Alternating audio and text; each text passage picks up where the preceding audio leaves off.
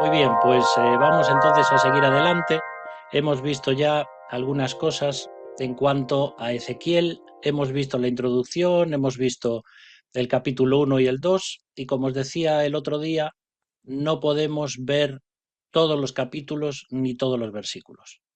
Lo vamos a ir viendo poco a poco, nos vamos a ir centrando en algunas metáforas y algunos juicios que da Ezequiel al pueblo, también palabras que Dios da a Ezequiel, y así poquito a poco vamos a ver el libro. Lo vamos a ver de una forma bastante general, pero le vamos a dedicar bastantes martes, pero sí que no podemos pararnos en todo. Entonces vamos a ver el capítulo 3 y leemos ahí como Ezequiel dice, hablando de Dios: después me dijo, hijo de hombre, come este libro enrollado y vete a hablar a los israelitas. Yo abrí la boca y me hizo comer el libro. Después me dijo, hijo de hombre, alimenta tu vientre y llena tus entrañas con este libro enrollado que te doy. Yo lo comí y me supo dulce como la miel. Seguro que os suenan estos versículos porque se hace muchas veces referencia a ellos cuando se habla de la palabra de Dios. De hecho, las cosas que más se predican y se hablan de Ezequiel son estos versículos que son como metáforas, como símiles, comparaciones, y también las parábolas que va a estar mostrando Ezequiel en el libro. Sobre todo lo recordamos porque son ilustraciones, como decimos siempre, ¿no? Entonces, aquí nos encontramos con algo, y es que Dios le dice a Ezequiel que se coma el rollo. Sí, sabéis que antes lo que era la palabra de Dios, pues se escribía en rollos, en pergaminos, antes en papiros. No era como los libros que tenemos hoy, sino que eran libros enrollados, que se iban desenrollando a medida que se leían. Por eso, si os acordáis, cuando Jesús va a la sinagoga y le dan a leer el libro del profeta Isaías, y él dice que desenrolla el libro y encuentra aquel pasaje. Vale, aquí os pongo algo. Antes de trabajar hay que comer. Y antes de que Dios enviase al profeta Ezequiel a predicar, Ezequiel tenía que comer de la palabra de Dios. Y es algo que nosotros tenemos que hacer siempre, sobre todo los predicadores. No podemos predicar si antes no hemos comido de la palabra. No podemos enseñar a otros si primero no hemos dejado que Dios nos enseñe a nosotros. Y antes de predicar hay que estudiar. A veces escuchamos a personas, creo que cada vez son menos, los que dicen, bueno, yo no necesito estudiar la Biblia, porque cuando voy a hablar de ella, el Espíritu Santo me dice lo que he de hablar. Pues muy mal, ¿vale?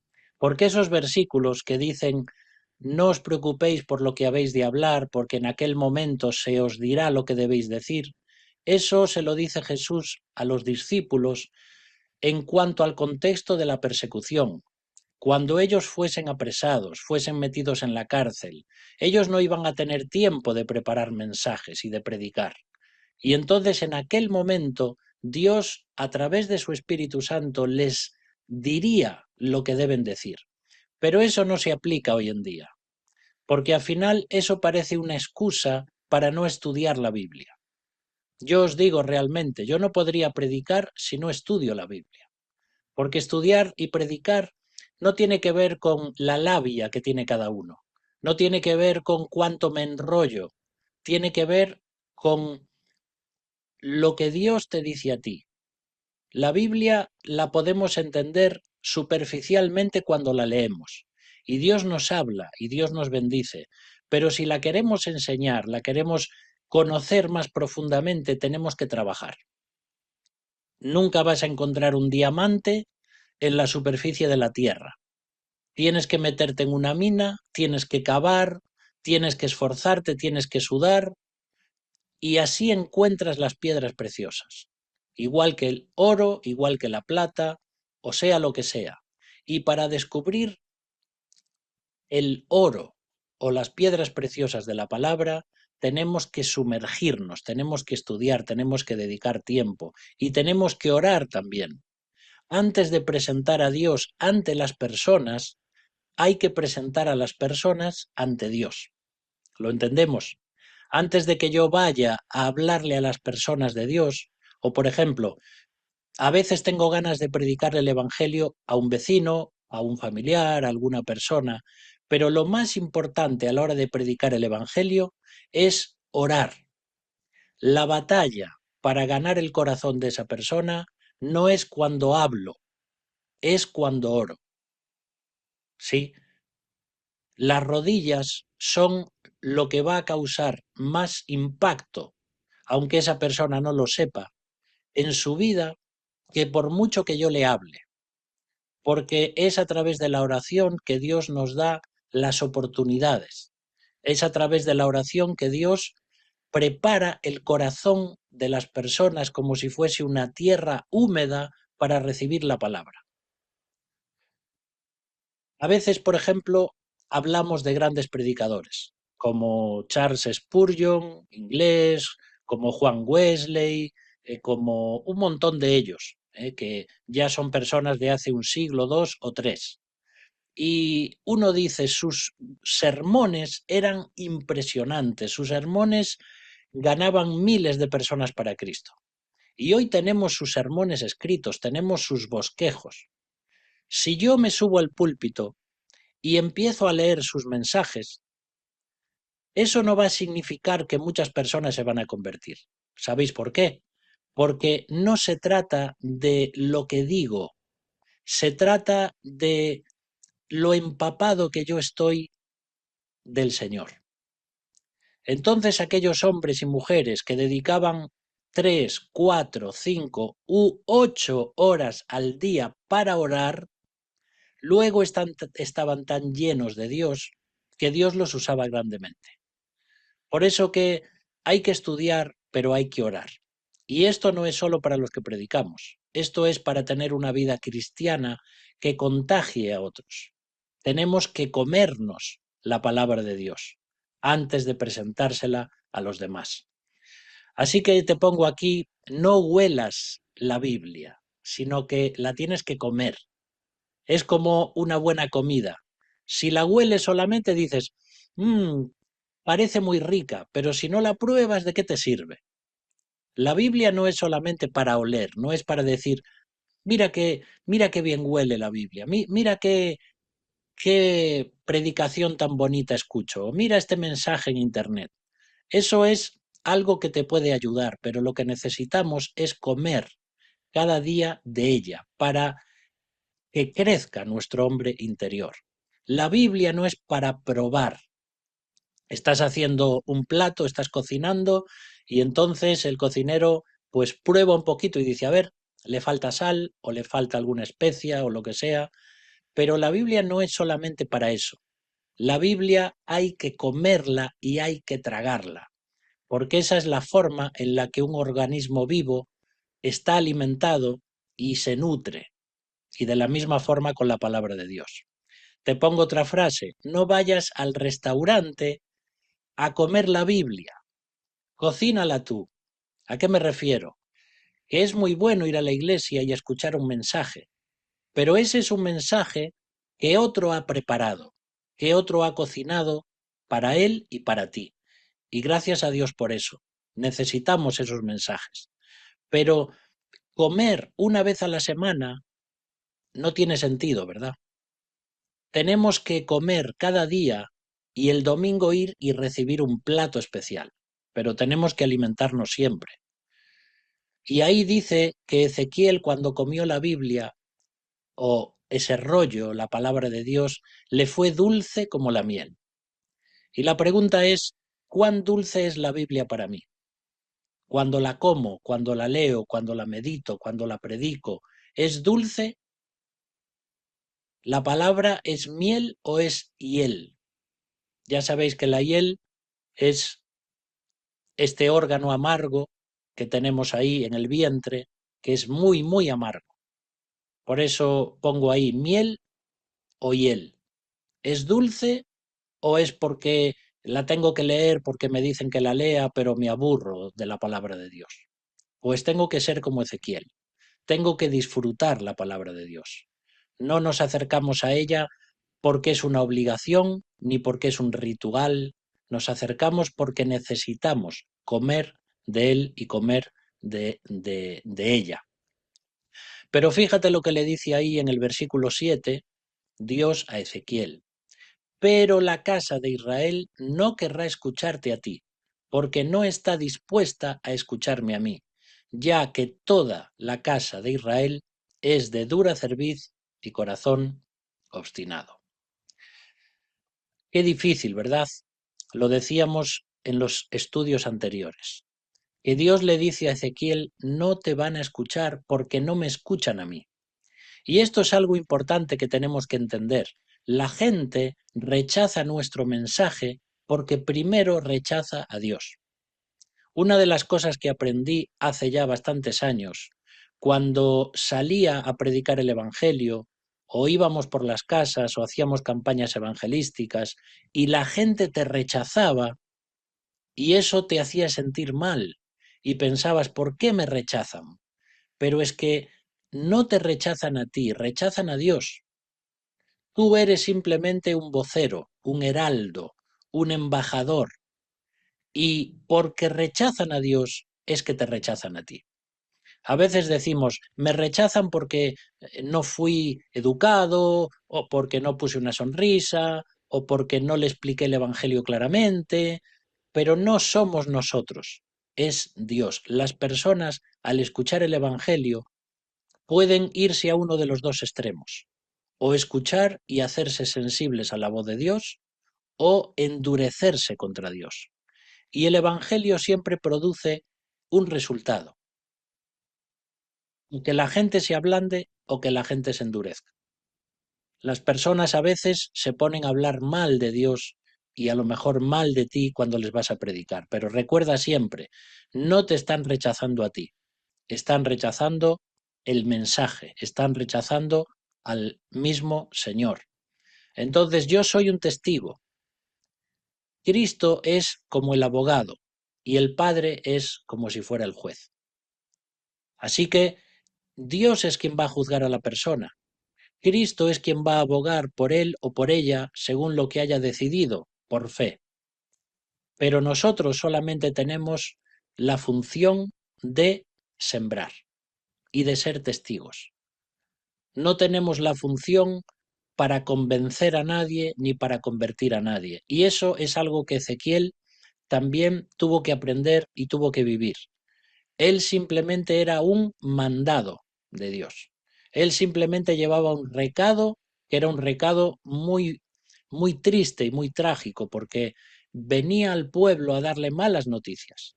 Las malas noticias de que por su desobediencia ahora ellos tenían que estar en el exilio. Y en ese capítulo 3 también está el versículo 14. Dice ahí Ezequiel, el Espíritu me levantó y se apoderó de mí, y me fui amargado y enardecido, mientras la mano del Señor me sujetaba con fuerza. Es un versículo curioso, ¿verdad? Porque dice, el Señor me llenó, pero me fui amargado.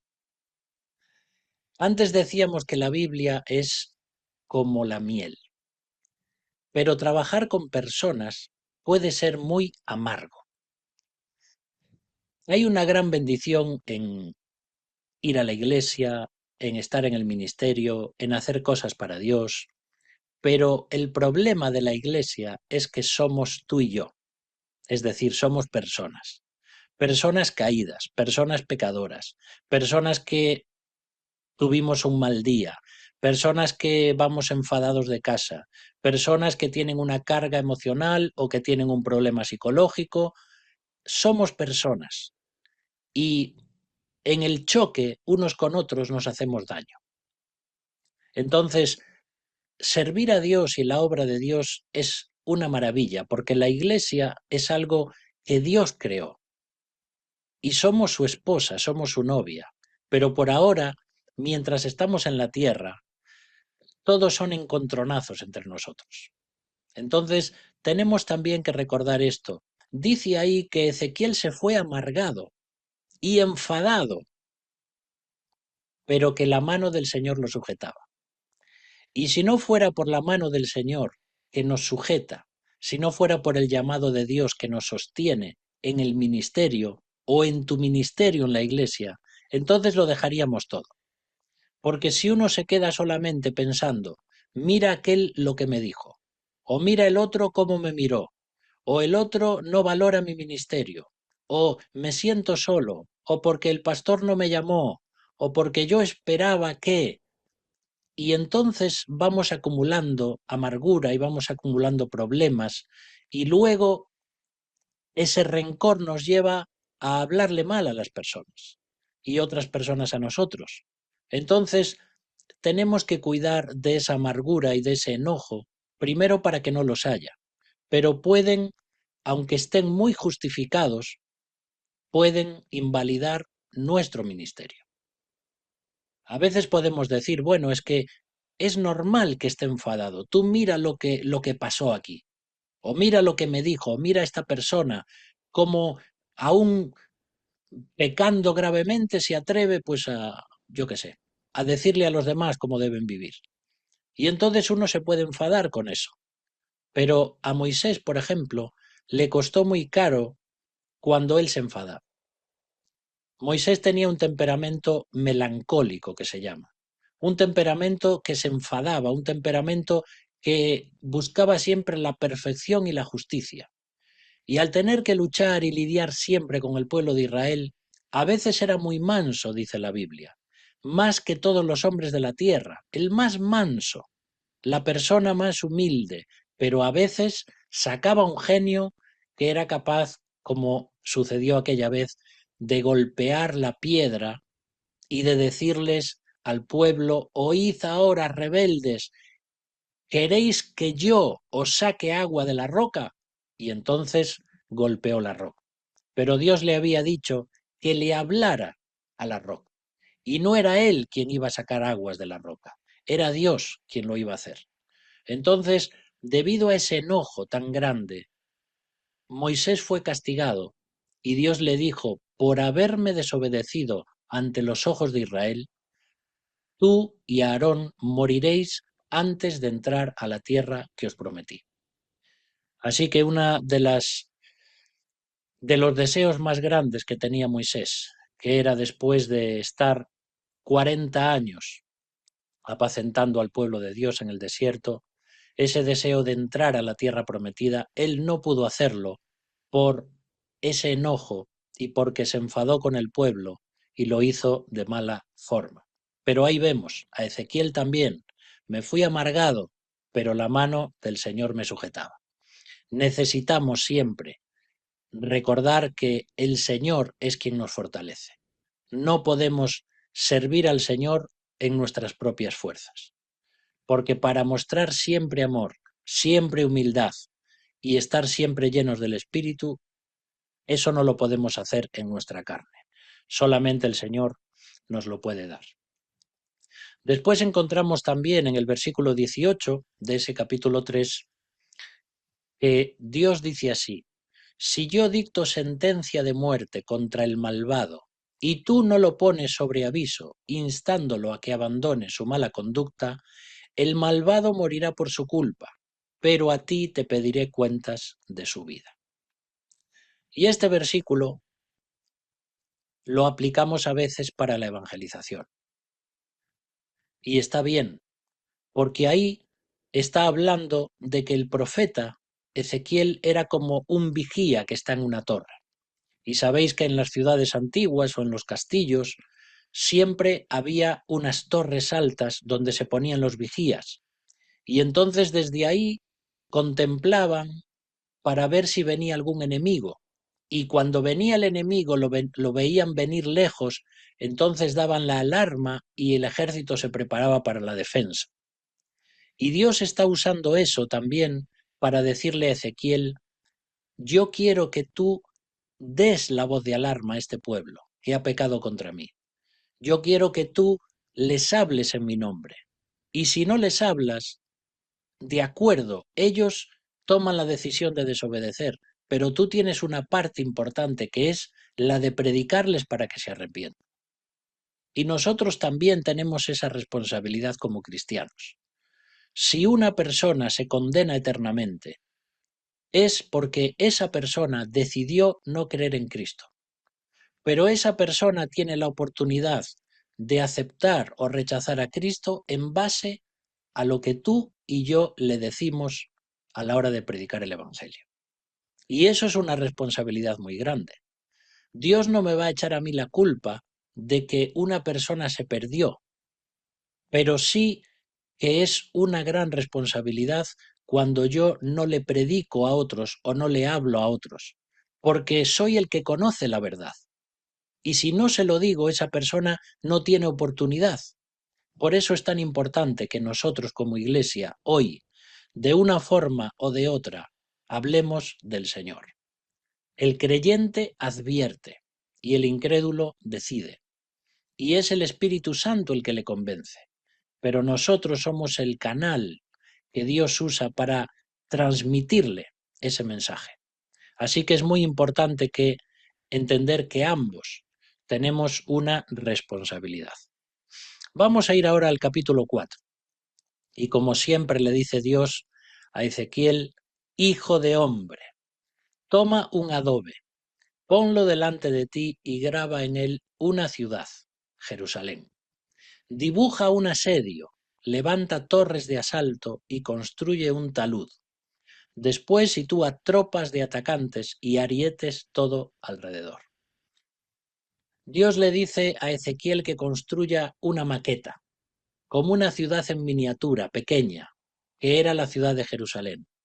Y luego, como si pusiera Playmobil alrededor, tenía que poner un ejército que estaba asediando ese muro de Jerusalén y tenía que poner ahí esas torres, esas escaleras, esos instrumentos que usaban los pueblos para conquistar otra ciudad, para escalar los muros, y tropas de atacantes y arietes, esos grandes troncos con los que le daban fuerte a las puertas de la ciudad para echarla abajo. Todo eso lo tiene que construir Ezequiel para mostrar que los enemigos iban a venir e iban a destruir a Jerusalén. Y cuando le dice ahí que tome un adobe, sabéis que el adobe o las tablillas de adobe, que eran como de barro mezclado con paja, eran los libros de la antigüedad. Entonces, en ellos se escribían. Y mucho antes, en la escritura sumeria, por ejemplo, que es lo que se llama la protoescritura, una de las primeras que se conocen, se escribían en tablillas de arcilla y se llamaba escritura cuneiforme porque se hacía con cañas. Con la punta de una caña se iba haciendo pequeños dibujos en el adobe, en esas tablillas. Y esa era la escritura sumeria, una de las primeras. Y es de ahí a partir de donde luego, con el tiempo, se va desarrollando el hebreo. Así que aquí él tiene que tomar adobe y tiene que escribir. Y tiene que grabar en ese adobe un dibujo de la ciudad de Jerusalén. ¿Mm? Parece así muy infantil todo esto, como un niño que está pintando un dibujo de una ciudad y pone ahí personas que quieren atacar a la ciudad. Pero todo esto era para recordarle al pueblo de Israel todo lo que Dios iba a traer sobre ellos. Era una parábola actuada. Las parábolas generalmente se contaban. Jesús contó muchas parábolas, muchas historias, muchos cuentos o ideas o metáforas que se inventaba de la vida cotidiana para que las personas pudiesen entender el mensaje del reino que Cristo estaba trayendo. Y de la misma forma, ahora Ezequiel cuenta las parábolas, pero siendo él protagonista de la historia, como si fuese un actor en medio de una película. ¿Sí? Y luego le dice ahí también, en otros versículos, acerca de una plancha de hierro que tenía que poner ahí en Jerusalén. Y esa plancha de hierro es lo que simboliza los pecados del pueblo de Israel. Porque es como que había una división entre el pueblo de Israel, el pueblo de Dios y Dios mismo. Esa plancha de hierro lo separaba de Dios. Ese pecado que ellos habían cometido durante años y durante siglos era una barrera que no se podía saltar, era una barrera infranqueable.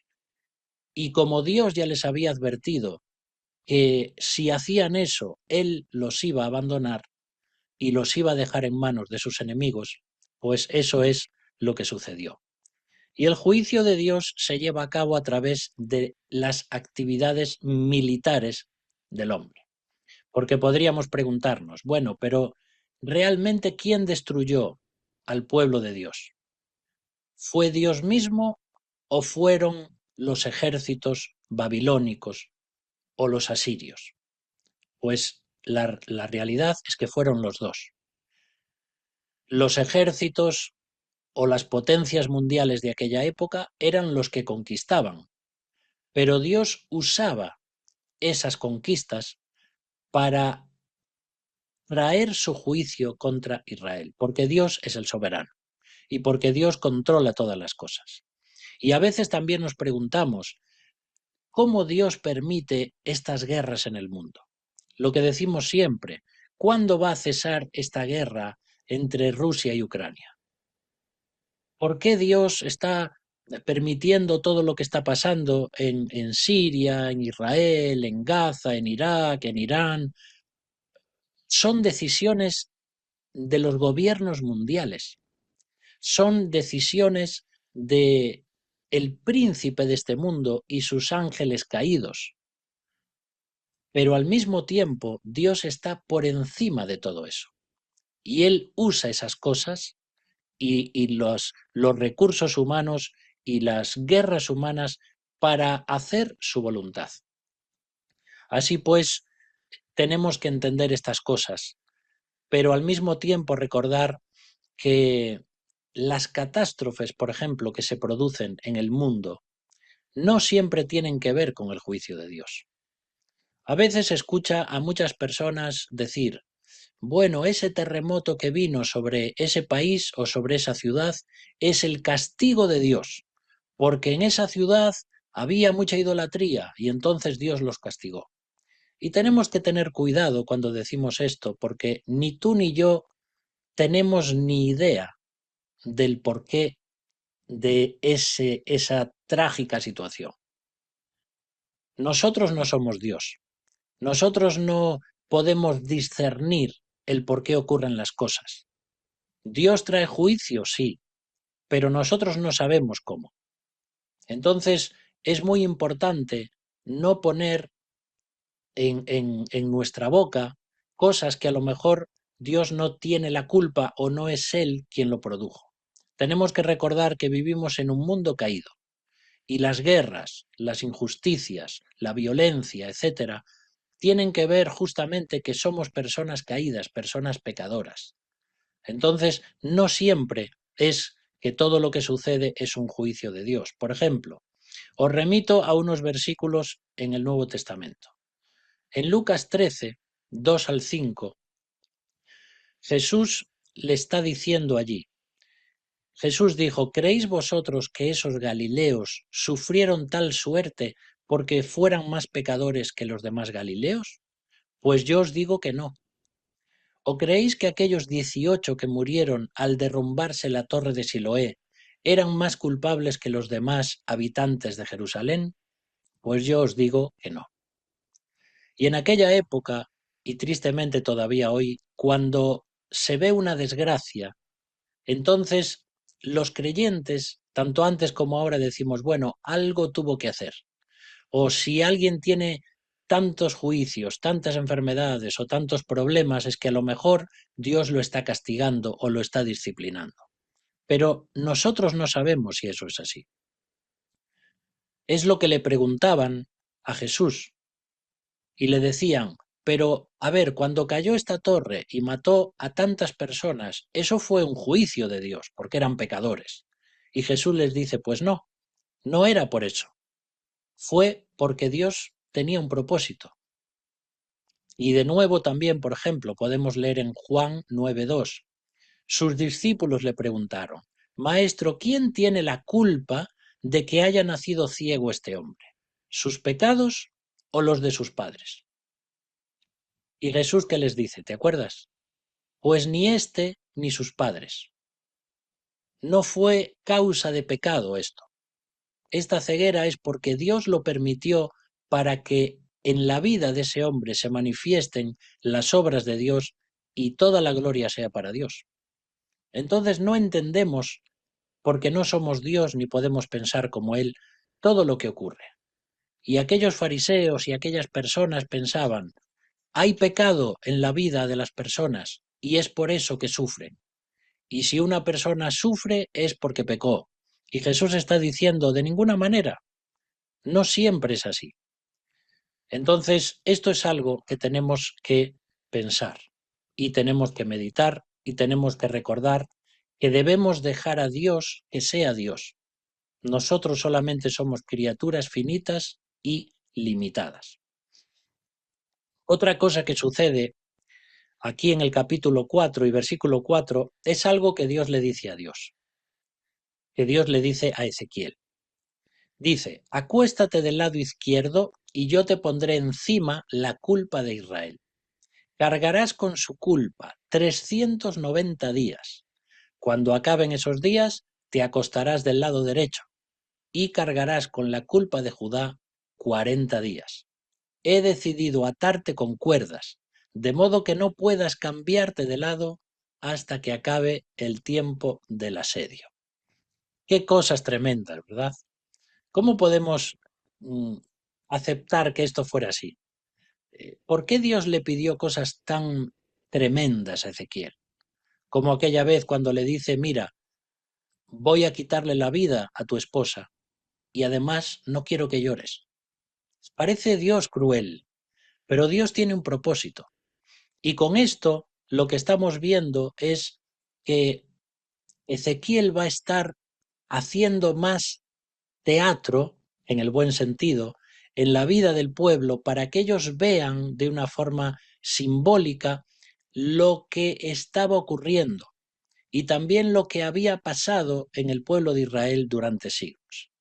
Cuando Ezequiel se tumbaba sobre el lado izquierdo y tenía delante ese adobe de la ciudad de Jerusalén, él estaba mirando hacia el norte de la ciudad, que era Samaria, el centro neurálgico del reino del norte. Y entonces 390 años es lo que duró desde la división del reino cuando se murió Salomón hasta la caída de Jerusalén. Más o menos fueron esos 390 años. Y lo que está haciendo Dios ahí es decirles, en esos 390 años, desde la división del reino hasta ahora que cae Jerusalén, habéis sido desobedientes. Habéis sido idólatras, me habéis desobedecido. Y eso lo ejemplifica Ezequiel tumbándose sobre su lado izquierdo y mirando hacia el norte. Pero también ahora se va a tumbar del lado derecho, como Dios le dice, y va a ver hacia el sur, hacia Judá, que era la capital del reino del sur. Veis que al final también el reino y la propia tierra de Israel está dividida, con la monarquía y después dos reinos. El propio Israel estaba dividido. Y además de toda la desobediencia y la idolatría y los pecados de ese pueblo, luego es que vienen las deportaciones, los exilios, los destierros, y 40 años es lo que iban a durar esos exilios. Así que Dios le dice a Ezequiel, primero vas a estar 390 días acostado de tu lado izquierdo y después 40 días sobre tu lado derecho. Y además te vas a atar con cuerdas para que no puedas moverte. Ahora, uno se pregunta, pero entonces, ¿cómo vivió Ezequiel? Estuvo 390 días sin moverse atado, sin comer ni beber. No, no, no. Eso no es así, porque si no, Ezequiel no hubiese sobrevivido. ¿eh? Él seguramente se acostó durante las horas de más concurrencia del pueblo. Cuando las personas, o muchas personas, estaban ahí donde Ezequiel estaba, o iba a los lugares públicos del pueblo, o a las plazas, por decir así, entonces es que Ezequiel aprovechaba todos esos momentos para hacer su obra de teatro. Y entonces durante varias horas, seguramente, Ezequiel se ponía ahí tumbado en el suelo, ¿eh? y representando esto. Y fíjate que esto no es fácil. ¿Tú te imaginas ir a una ciudad y tumbarte en el suelo y que la gente te vea así? Y le habrían preguntado, ¿qué haces? Y él le habría dicho, pues mira, esto es lo que está sucediendo. Entonces, hay que recordar estas cosas porque a veces leemos la Biblia y lo tomamos de una forma tan literal que parece que Ezequiel estuvo ahí sin moverse, ¿no? Casi como si fuera un milagro, ahí, inmóvil. Eso es imposible. ¿eh? Y que él estuviese atado significa que no podía escapar el pueblo de la ira de Dios. Es como si Ezequiel estuviese simbolizando al pueblo que está atado debido a sus pecados y a la ruptura del pacto, y entonces, así, sin poder hacer nada, impotentes, tendrían que sufrir el castigo de las naciones vecinas. Así que, si tú luego lees, por ejemplo, el versículo 10, vas a ver cómo Dios le dijo a Ezequiel que podía comer. Y en el versículo 11 le dice que podía beber. Y en el versículo 15 le dice que podía cocinar. Entonces no es que no comió, ni bebió, ni que no tuvo tiempo para salir y hacer también sus necesidades. Era normal, son las necesidades básicas fisiológicas del ser humano. Ahora, si te acuerdas, cuando vimos la introducción, decíamos que Dios le dijo a Ezequiel que tenía que cocinar su comida sobre excrementos humanos. Y vamos a encontrar ahí cómo Ezequiel le dice, Señor, esto es demasiado fuerte para mí. Yo te pido que no sea así. Y entonces Dios le dice, bueno, pues en vez de ser estiércol humano, va a ser estiércol de buey. Si al final, bueno, venía a ser un poco lo mismo, pero era diferente. De hecho, en el antiguo cercano Oriente, el estiércol de buey se usaba justamente para cocinar. Se usaba como un combustible para cocinar, como hoy se pueden usar, por ejemplo, trozos de carbón o piñas de un pino, cosas que se encienden fácilmente. Así que Dios le permite hacer esto a Ezequiel. Pero la comida que le da y la bebida es unas medidas muy restringidas, como si fuera que estuviera de dieta Ezequiel. Y esto era para simbolizar que el pueblo de Israel también iba a tener una gran desnutrición. ¿Te acuerdas lo que nos decía Germán este domingo? Que los propios israelitas se comían a sus propios hijos.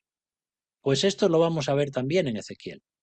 De hecho, cuanto más escucho hablar de Jeremías, más me doy cuenta de lo parecidos que son. Jeremías y Ezequiel, Ezequiel y Jeremías.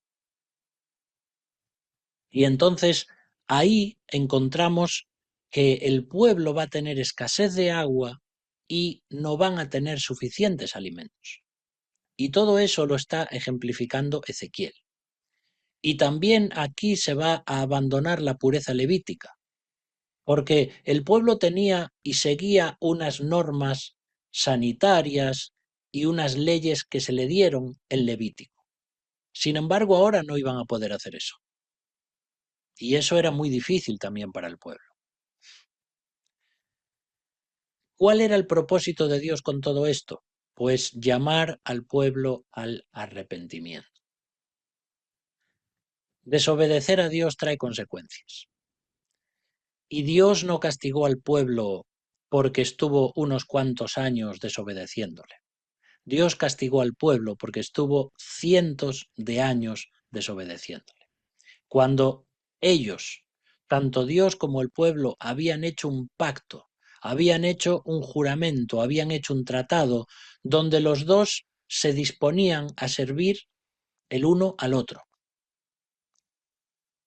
Así que vemos la gracia de Dios a través de todo el Antiguo Testamento. No un Dios vengativo, un Dios airado, un Dios justiciero, pero sí un Dios justo y un Dios que no puede pasar por alto el pecado. La desobediencia siempre trae castigo, siempre nos da lo que no queremos, pero es nuestra decisión. Si vamos al capítulo 5, encontramos en el versículo 1 ahí, donde dice: luego Dios me dijo, Ezequiel, hombre mortal, toma una navaja afilada y córtate el pelo de la cabeza y de la barba. Toma luego una balanza y pesa el pelo en 3 partes iguales. Qué cosa más rara, ¿verdad? Tal vez aquí fue la primera peluquería, ¿eh? Se fue a cortar el pelo y se fue a la barbería a que le rapasen la barba. Bueno, para nosotros esto puede ser algo normal, pero aquí lo que Dios está haciendo es simbolizar de que Él pasaría su navaja sobre el pueblo, que Él traería su juicio y arrasaría y raparía a todo el pueblo de esa misma forma. Ahora, esto no fue fácil tampoco para Ezequiel, porque cortar la barba en aquellos tiempos era una gran humillación. Los esclavos generalmente estaban afeitados, porque la barba era un símbolo de un estatus social. Entonces, cortarle la barba a una persona era casi una especie de castración moral. Fíjate lo que estamos diciendo. La barba era el símbolo de la virilidad, el símbolo de la dignidad y de la posición social. Por eso vas a encontrar que las personas en aquella época prácticamente todas tenían barba, ¿eh? Y por ejemplo, cuando alguien le tocaba la barba o tiraba de la barba de otra persona, era un acto de agresión que podría terminar en un enfrentamiento armado o en una guerra. Fijaos lo importante que era la barba en aquellos tiempos, ¿sí? Ahora, ¿te acuerdas cuando el salmista, por ejemplo, dice a veces, me mesaron la barba, me tiraron de la barba? Que uno dice, bueno, tampoco es para tanto. No, pero es que en aquella época que alguien te tirara de la barba era una vergüenza, ¿eh? No voy a decir lo que significaría eso hoy, pero es algo indignante, es una humillación, es una humillación. Fíjate lo que dice, por ejemplo, 2 Samuel 10, 4 y 5. Entonces Anún ordenó que apresaran a los oficiales de David, que les afeitaran media barba y que les rasgaran la ropa de arriba abajo. Cuando David lo supo, mandó que fueran a recibirlos, porque estarían sumamente avergonzados, y que les ordenaran quedarse en Jericó hasta que les creciera la barba. ¿Te das cuenta? Aquellas personas, salir a la calle sin la barba era una gran ofensa. Es casi como si tú salieses desnudo hoy a caminar por la calle. Pues eso es lo que simbolizaba para aquella época el tema de la barba. Por eso tenemos que entender la simbología bíblica y el contexto cultural bíblico para poder entender estas cosas. Si no, no podemos entender la Biblia ni aplicarla. Y cuando Dios le dice que se corte el pelo y que lo divida en 3 partes, es porque luego el pelo va a ser dispersado en diferentes lugares. Con una tercera parte va a hacer una cosa, con la otra tercera parte va a hacer otra. Y así como el pelo se dispersó, así el pueblo se iba a dispersar. Entonces aquí encontramos otro ejemplo, otro símbolo de que el pueblo que estaba unido en un sentido se iba a dispersar por diferentes lugares por toda esa persecución, por todo ese exilio. Unos iban a volver a Israel, otros iban a quedar en Babilonia, etc. Hasta ahora, Dios nunca había permitido que Jerusalén fuera destruida. Siempre protegió a Jerusalén. Pero ahora Dios iba a permitir que Jerusalén cayera. E iba a ser tal la magnitud de aquella tragedia y el hambre que iban a pasar, como escuchábamos también en Jeremías, que el pueblo de Israel iba a llegar al canibalismo. Tú fíjate, un pueblo que se dice el pueblo de Dios, que Dios lo salvó de Egipto con mano poderosa, que vieron los milagros de Dios, que era un pueblo especial, un pueblo santo, y ahora lo vemos comiendo carne humana, teniendo tanta hambre que tenían que comerse a sus propios hijos. Eso hasta parece algo de ciencia ficción. Pero así, hasta esos lugares tan bajos llegó el pueblo de Israel. Y todo porque desobedecieron a Dios. Cuando una persona comienza a desobedecer a Dios, comienza todo un proceso de descenso en su vida, que hasta puede llegar a límites insospechados. ¿Te acuerdas, por ejemplo, la historia de Jonás? Cuando Jonás desobedece a Dios y no quiere ir a predicar a Nínive, dice que Jonás descendió de Jerusalén y se fue al puerto. Y del puerto descendió al barco. Y del barco, cuando lo echaron y lo expulsaron del barco, descendió al mar. Y del mar descendió al vientre de un gran pez. Y fue allí cuando ya no podía estar en peor situación, mientras las algas que comía ese gran pez y los ácidos estomacales que tenía quemaban su piel, que ahí Jonás dijo: ahora, Señor, me doy cuenta de lo mal que es. Pero fíjate cómo comienza con una desobediencia y va descendiendo, descendiendo, descendiendo hasta la más absoluta miseria. Y así es lo que nos sucede como cristianos cuando abrimos una puerta al diablo y decimos: bueno, no pasa nada, es solo un pequeño pecado. Pero ese pequeño pecado nos lleva a otro y a otro y a otro, y cuando nos damos cuenta ya no podemos volver atrás. Hebreos nos dice: tened cuidad de vuestra salvación. Dice: no sea que nos deslicemos. Y es esa imagen de un barco que está atado con las amarras al muelle y las amarras se sueltan sin darse cuenta, y cuando el que está en el barco se da cuenta de lo que sucedió, ya está en medio del mar. Y eso es lo que sucede cuando nosotros dejamos que el pecado entre en nuestras vidas. Y es lo que le sucedió al pueblo de Israel. La idolatría de Israel fue como una pequeña bola de nieve que se fue haciendo cada vez más grande, más grande, más grande, y que después destruía toda la vida del pueblo. Eso lo podemos ver en Éxodo 20, por ejemplo. Fíjate que el primer mandamiento de los 10 más importantes que Dios le da al pueblo de Israel es: no te harás imagen, no tendrás dioses ajenos delante de mí. Y cuando Dios estaba grabando con su dedo esos mandamientos allí en el monte Sinaí delante de Moisés, el pueblo en la ladera del monte estaba cometiendo exactamente los mismos, las mismas, rompiendo los mismos mandamientos que Dios estaba escribiendo. Allí cuando están adorando al becerro de oro. Y es por eso que Dios está diciendo: vosotros vais a ser un pueblo idólatra. Y quiero que sepáis esto: no hagáis ídolos, no hagáis imágenes.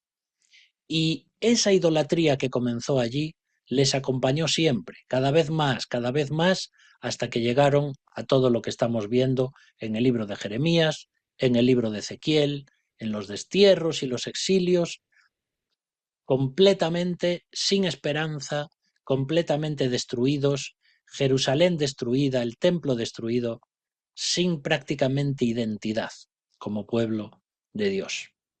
La idolatría, poner a otros en el lugar de Dios es lo que puede estropear nuestras vidas. Y si vamos al capítulo 6, podemos ver ahí en el versículo 1 que también dice: vino a mí palabra del Señor.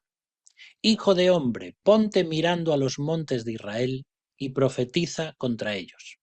Dirás: montes de Israel, oíd palabra del Señor. Así ha dicho el Señor a los montes y a los collados, a los arroyos y a los valles. Yo mismo haré venir sobre vosotros la espada y destruiré vuestros lugares altos. ¿Sabéis cuál era uno de los problemas de Israel? Que veían a Jerusalén siempre como una pata de conejo. Sabes que eso se usa para hablar de una especie de amuleto mágico.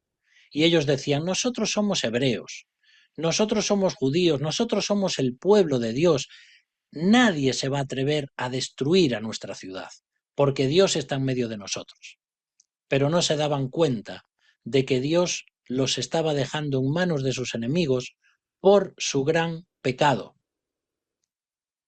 Y ahí también habla de esos lugares altos. Cuando tú ves en el Antiguo Testamento esa expresión, los lugares altos o los árboles frondosos, es porque la idolatría y los cultos de idolatría se llevaban a cabo en los montes o debajo de los árboles, pero en lugares elevados. Y entonces el culto, por ejemplo, a los astros, el culto a otras deidades, los ritos de fertilidad que se hacían, donde las personas, por ejemplo, estaban clamando a alguno de los dioses que ellos creían que estaban vivos, y entonces hacían a veces hasta orgías para decirle a ese Dios: así como nosotros estamos aquí en cuanto al ámbito fértil y sexual, tú también te pedimos que traigas fertilidad a nuestras familias, a nuestros rebaños y nos des prosperidad. Eso es lo que hacían en los lugares altos. Y por eso Dios les dice: en esos lugares altos, en los montes, en los collados, en los arroyos, ahí voy a venir sobre vosotros y voy a destruiros. Y 54 veces en el libro de Ezequiel dice: sabréis que yo soy Jehová. Como si hoy dijéramos: y vas a ver quién soy yo. Dios les dice eso al pueblo. Y todo esto es por la ruptura del pacto. Que hemos hablado tantas veces de eso, pero quiero que nos quede claro. Había un pacto entre Dios e Israel. Había un pacto entre Israel y Dios. Deuteronomio, al final del libro, el capítulo que habla de las maldiciones que Dios traería sobre Israel si rompía el pacto, o las bendiciones que les acompañarían si eran fieles al pacto. Y todo el pueblo dijo: sí, obedeceremos a Dios, firmamos el pacto. Pero luego lo rompieron una y otra vez. Y es por eso que Dios al final, después de esperar cientos de años, retira las bendiciones sobre Israel y termina Israel como termina. Y todo esto es lo que nos está mostrando el libro de Ezequiel. Y dice ahí también en el capítulo 14, 22: sin embargo, he aquí quedará en ella un remanente, hijos e hijas que serán llevados fuera. He aquí que ellos vendrán a vosotros y veréis su camino y sus hechos, y seréis consolados del mal que hice venir sobre Jerusalén, de todas las cosas que traje sobre ella. Y son versículos de Ezequiel que traen esperanza, porque a pesar de que en general Ezequiel era una nación pecadora, Dios siempre tiene un remanente de personas creyentes en Israel. Israel iba a ser destruido, pero no iba a ser aniquilado. Dios no iba a arrasar toda esa nación sin que hubiera luego personas creyentes. Siempre guarda Dios un remanente, porque las promesas que Dios le hizo a Abraham se tenían que cumplir. Y para que se cumpliesen tenían que venir del pueblo de Israel. Así que todavía hay esperanza para el pueblo de Israel. y del pueblo de Israel tenía que descender el Mesías prometido. Así que aun a pesar del castigo de Dios, Dios tiene misericordia y gracia. Y fue en el exilio y a la vuelta del exilio cuando Israel entendió y aceptó que tenía que dejar de servir a los ídolos. Tuvieron que pasar cientos de años para que Israel dijese en el exilio: hasta aquí hemos llegado. Hemos caído tan bajo porque hemos mezclado el culto a Dios con el culto a los ídolos. Y fue a partir del exilio cuando Israel se convierte en una nación que podríamos decir monoteísta, porque antes era politeísta. Decían que adoraban a Dios, pero adoraban también a otros dioses. Pero el sufrimiento del exilio, ahí sí que le purificó. Porque, hermanos, el sufrimiento nos purifica. Cuando sufrimos, cuando Dios permite que pasemos momentos difíciles, es cuando más clamamos a Él, cuando más clamamos por auxilio, cuanto más dependemos de Él. Pero, hermanos, que no tengamos que llegar a esta desobediencia tan grande de Israel y a ser exiliados de alguna forma de nuestras vidas y de la prosperidad que Dios nos da y de sus bendiciones por pecar contra Él. El próximo día vamos a seguir viendo entonces a partir del capítulo 7 y veremos más cosas de este libro tan especial que tenemos delante de nosotros.